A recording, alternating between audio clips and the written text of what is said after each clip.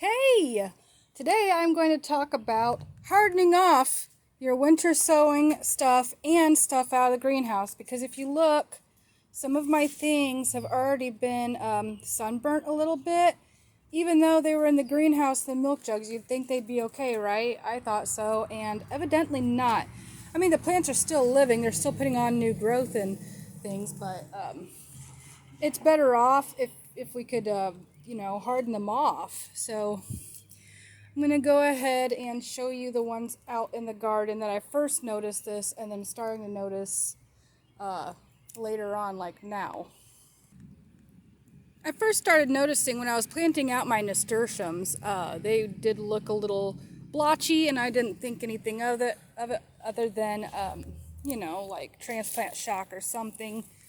I pruned them off for the most part, obviously, at least the really bad looking leaves. And yeah, they're doing okay now. That one's a little stunted, that one's growing. So that's how those are going. Hang on, I gotta take a pee break. Pee snacking break. Then this nasturtium too, obviously I gotta prune a little bit more off there. But if you come over here and look at my Anaheim peppers, you saw the ones up on the table there. These are also Anaheim. They definitely have the sunburn going on. Not too terribly, but they're there. The Roma tomatoes look okay. I don't think I pressed play. So I'm going to say it again. My ashwagandha has a little bit of sunscald. So does my bell peppers. I like to say sunburn because it reminds me of what people get. And it's easier to remember that plants get sunburnt too if they're not used to being out in the sun, much like people. So these are my Aloha striped peppers, and they got a little bit of it on there too. The tomatoes look pretty good. They didn't get it as bad as the peppers did. The cucumbers look okay. They didn't get sunburnt. So now we're in the greenhouse. I got off work a little bit early today because a store is closed because their air conditioning's not working. I'm gonna have to water tonight anyway. They're feeling a little limp and like they need hydration. But I'm gonna go ahead and stick them out for the rest of the evening. Well, I'll leave them out all night and put them back tomorrow, and then take them back out after work is what I'm going to do.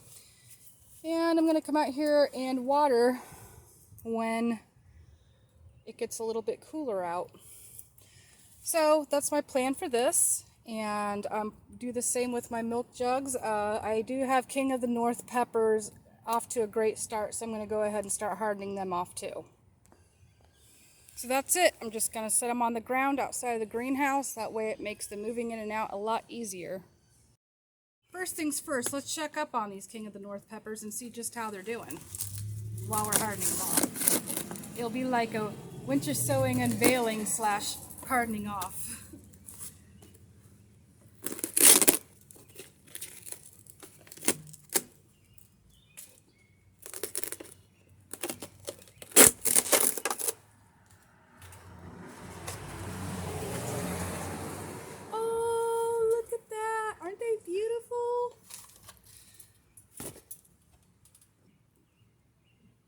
The toothache plant flowers.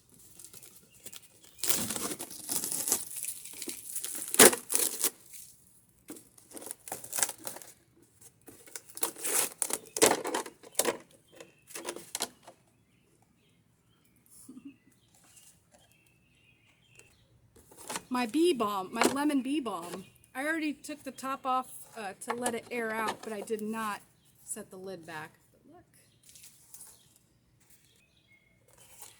I got this one in a laundry soap container, and so it's pretty hard to get this lid back. I might have to go ahead and cut this whole top off and just set it back on afterwards. But these are a Marigold mix. I don't know what it says. The whole label came off, and I had written on top of the label, thinking it was going to stick around, and clearly not. But I do know it's some sort of a Marigold mix. Oh, did I even show what's in it? Yeah, just a couple.